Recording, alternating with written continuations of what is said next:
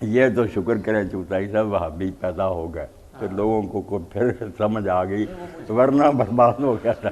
صاحب نے جن انگریزوں نے سیاحت کی نا جزیرہ عرب کی، ان سعودیوں سے پہلے پھرے ہیں وہ، ان کی کتابیں پڑھے۔ مختلف علاقوں میں کہیں درخت تھے، کسی فلاں بزرگ قدر عورتیں جا کر پیٹ رگڑتی، شرمگاہیں رگڑتی، اولادیں مانگتی، کوئی کسی قبر پر گرا ہوا، کسی نے کہیں بت خانہ بنایا ہوا۔ یہ تو امام محمد بن عبد الوہاب رحمۃ اللہ علیہ جب مدینہ میں پڑھتے تھے، اب وہ دیکھتے تھے کہ روضہ رسول علیہ السلام کا طواف ہو رہا ہے، لوگ دیواروں کو چوم رہے ہیں، دعائیں مانگ رہے ہیں، تو وہ اپنے استادوں سے پوچھتے تھے کہ یہ کیا ہے؟ تو استاد کہتے تھے، محمد حیات سندھی بڑے بڑے عالم تھے وہ، کہ سب باطل ہے، ناجائز ہے۔ تو آپ کہتے تھے روکو، وہ کہتے ہیں مرنا، لوگ عادی ہو۔ مگر اللہ نے جس سے کام لے، ان کی طبیعت بہت امر بالمعروف ہے، یہ نہیں بات آئی، اسی لیے ساری دنیا دشمن ہو گئی، وہابی وہابی۔ جرم کیا کیا؟ محمد جب پڑھ کر گئے، انہوں نے جا کر اپنے علاقہ میں درس دینا شروع، باپ بھی خلاف ہو گئے، والد ان کے بڑے عالم تھے عبد الوہاب۔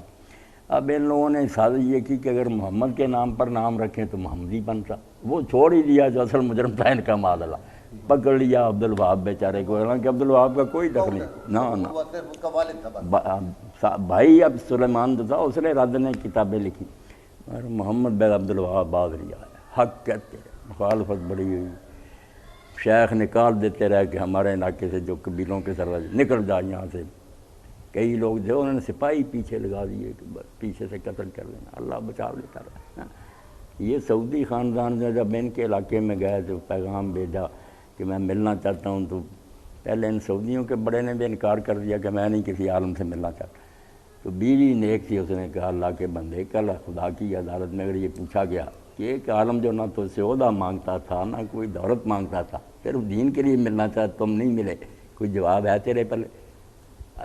قسمت اچھی تھی، مان گیا۔ بات ہوئی، شیخ نے کہا میرا کوئی کسی سے مطالبہ نہیں، نہ میں سلطنت چاہتا ہوں، صرف میں چاہتا ہوں کہ تم لوگ مسلم کہلاتے اپنے علاقوں میں برائیاں ختم کرو، شریعت کو نافذ کرو۔